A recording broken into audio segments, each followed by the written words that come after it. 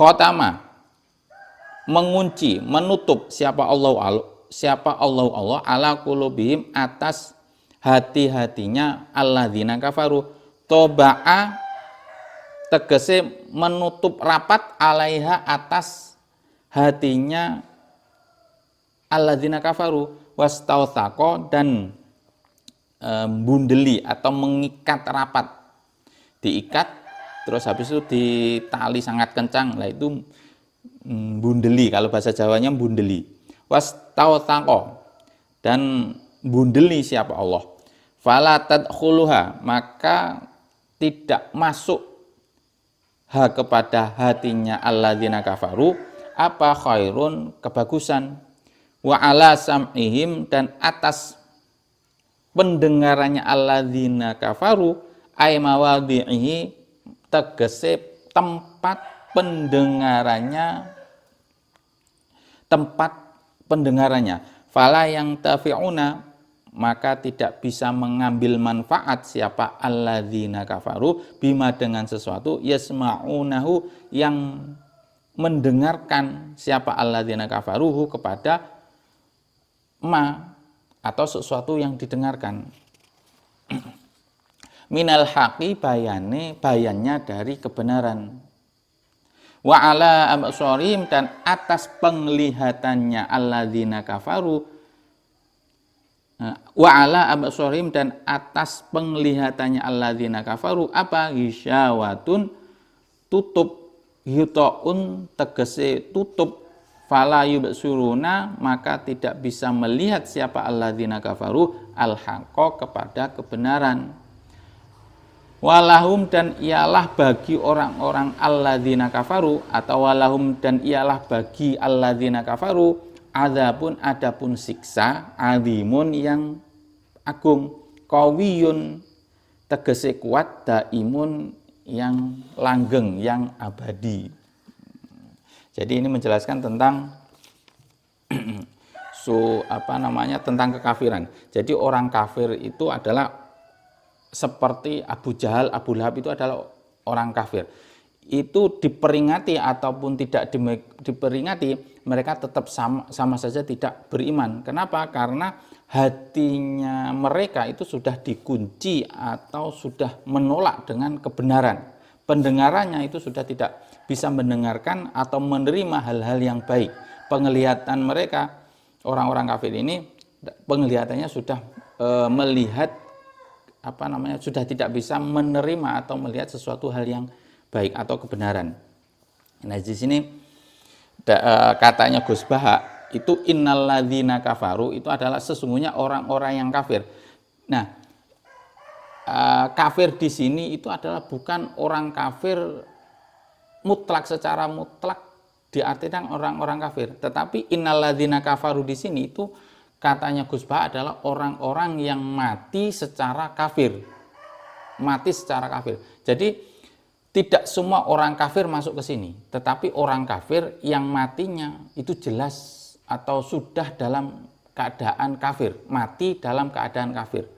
Karena ada ayat-ayat berikutnya atau ayat-ayat selain ini yang mengatakan bisa saja orang-orang kafir itu menerima kebenaran apa yang dijelaskan oleh Nabi Muhammad. Nah, berarti mereka akan masuk Islam. Seperti Umar itu kan awalnya kafir. Nah, kemudian masuk Islam. Nah, berarti Umar ini tidak masuk alladzina kafaru. Yang lagi viral saat ini, Mama Eli itu kan dulu Nasrani, Katolik kalau nggak salah, Katolik, kemudian masuk Islam. Nah, itu tidak masuk ke sini alladzina kafaru, karena innalladzina kafaru di sini itu adalah orang yang mati dalam kondisi kafir, karena hatinya sudah tertutup, sudah terkunci, jadi tidak bisa menerima kebenaran. Tidak bisa menerima kebenaran. Banyak cerita di dunia ini yang mereka mengetahui tentang keislaman tapi tetap tidak masuk Islam. Banyak, ada profesor dari Jerman, dia mengetahui kalau tidak salah sampai hafal Al-Quran, kondisinya ya kita nggak tahu apakah dia masuk Islam atau tidak. ada guru saya yang mengajar pinter tentang optik, pinter, tetapi beliau masih belum menerima Islam. Cuma sekarang belum meninggal beliau. Nah, mudah-mudahan beliau bisa masuk Islam. Nah, terus kata-kata sawaun. Nah, di sini sawaun itu kan pendengaran. Jadi Nabi Muhammad itu kan bayinun, menjelaskan. Nah, di sini walaupun dijelaskan a'angdzar tahum amlam tungdzirhum la yu'minun, para orang-orang kafir itu kamu peringati atau tidak kamu peringati, mereka sama saja, tidak beriman. Nah, katanya Gus Bah, di sini maksudnya dari ayat ini, walaupun ayatnya seperti ini, tetapi Nabi Muhammad itu tetap disuruh untuk menyebarkan kebenaran. Nah, karena kita umatnya Nabi Muhammad, maka kita harus menyebarkan kebenaran ini, walaupun orang kafir itu tidak menerima atau sudah terkunci atau tidak mau menerima dengan kebenaran ini, tapi kewajiban kita tetap menyampaikan ayat Al-Quran di sini. Padahal di sini sudah dikatakan wala tatma'u fi imanihim. Ya. Amlam tungdirum la yu'minun, tidak beriman, sudah jelas. Fala tatma', maka janganlah berharap. Nah, memang kita jangan berharap dengan keimanan mereka. Yang kita lakukan ya menyebarkan saja. Itu bayinun. Terus ada lagi. Ayat Al-Quran ini adalah tidak ada keraguan, jelas kebenarannya, benar-benar jelas. Nah, dengan penjelasan kita, penjelasan kita itu yang harus diterima oleh mereka. Jangan sampai menjelaskan tetapi mereka tidak paham, karena Al-Quran ini kan bayinun, menjelaskan. Nah, ini pernah saya alami di kampus, di perkuliahan, tapi tidak kontaksnya atau komunikasinya itu bukan dengan orang non muslim, sesama muslim. Nah, itu rata-rata kalau orang pesantren, orang yang lulus pesantren, itu menjelaskannya itu biasanya, kalau kita sudah mentok tidak bisa menjelaskan, biasanya ya pokoknya kita tunduk, kita manut. Nah, kalau itu dijelaskan kepada anak-anak akademis, itu kurang masuk. Mereka merasa aneh dengan penjelasan kalau kita jelaskan, wis pokoknya kita sami'na wa ta'na. Nah, itu kurang masuk. Mereka orang-orang akademis itu kurang masuk akal penjelasan seperti itu. Nah, ini kadang-kadang orang-orang yang baru keluar dari pesantren belum bisa menjelaskan secara komprehensif, secara teratur. Nah, misal kelakuan atau kata-kata yang ada di pesantren itu misal seperti ini. Ketika guru atau kiai itu nyuruh, ya kita jangan banyak bertanya, jangan banyak ngeyel, langsung kerjakan saja. Ya itu karena sami'na wa ta'na. Kalau cuma dijelaskan seperti itu, mereka tidak bisa menerima orang-orang akademis. Lalu apakah ada penjelasannya? Ada. Karena Al-Quran itu adalah bayinun. Jadi semua yang turunannya yang diambil dari Al-Quran itu saya yakin ada penjelasannya. Seperti santri yang disuruh kiainya tanpa pikir panjang harus bergerak. Pendirinya Lirboyo itu kan disuruh Kiai Khalil Bangkalan, disuruh nimba, ya nimba terus. Nah, itu kalau di dunia akademik agak mengganjal, tidak ada alasannya, tapi kok tetap dilakukan. Mereka agak aneh. Tapi itu ada penjelasannya. Penjelasannya itu seperti ini. Kenapa para santri itu kalau diminta sama kiai, kamu ngerjakan ini, kamu ngerjakan ini, tanpa pikir panjang langsung bergerak. Nah, karena kalau disela seorang guru itu, coba dosen itu kalau disela, nah, kenapa sih Pak Qadhi ini? Kenapa sih aku harus melakukan ini? Biasanya sudah malas untuk menyuruh, karena berpikirannya adalah penelitian. Kalau ada tipe orang yang penelitian.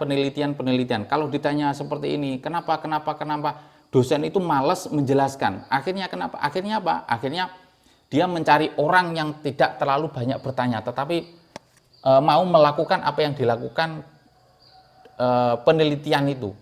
Jadi mahasiswa kalau disuruh dosennya, kamu penelitian ini dikerjakan, nah itu biasanya dosen ini tambah senang, karena proyeknya itu akan terus berjalan. Tetapi kalau menunda-nunda, banyak bertanya, itu biasanya malas untuk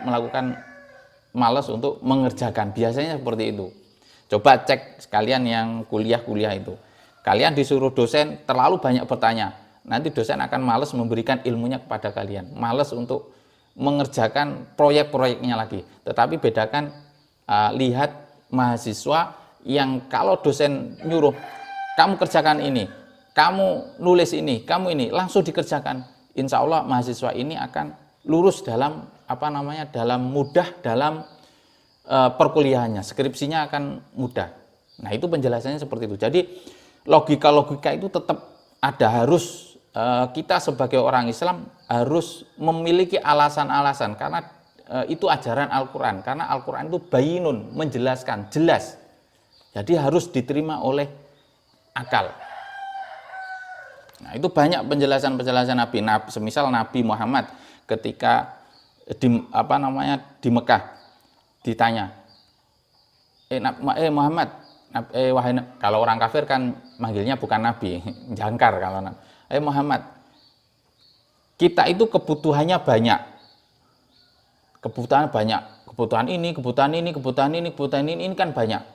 Nah kalau kebutuhan kita banyak, itu Tuhanmu kok cuma satu, cuma Allah saja, padahal kebutuhan kita banyak. Tapi Nabi Muhammad itu tidak menjelaskan sami'na wa ta'na, enggak seperti itu, tapi dijelaskan secara jelentreh, bayinun, walaupun hanya sederhana sedikit tetapi bisa dipahami.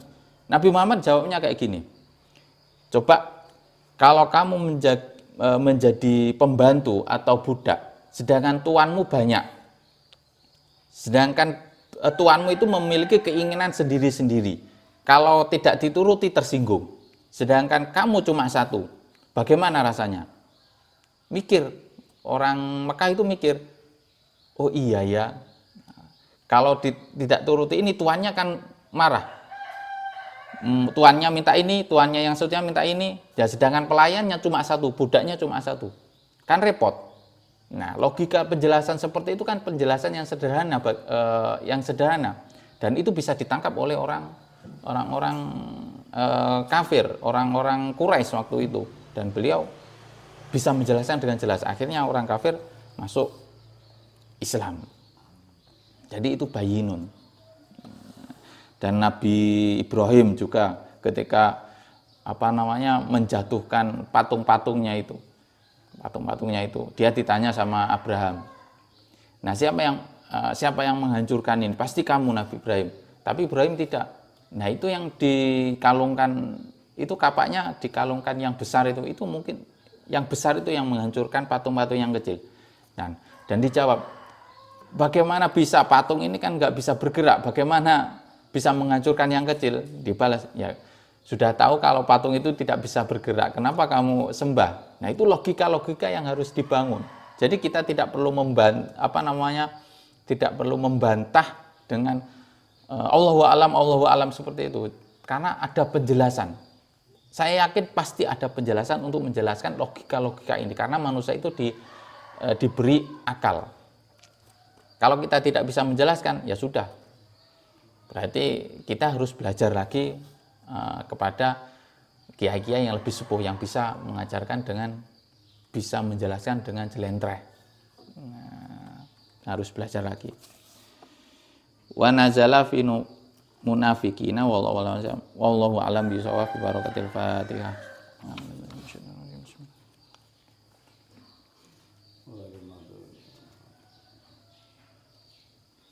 Assalamualaikum warahmatullahi wabarakatuh.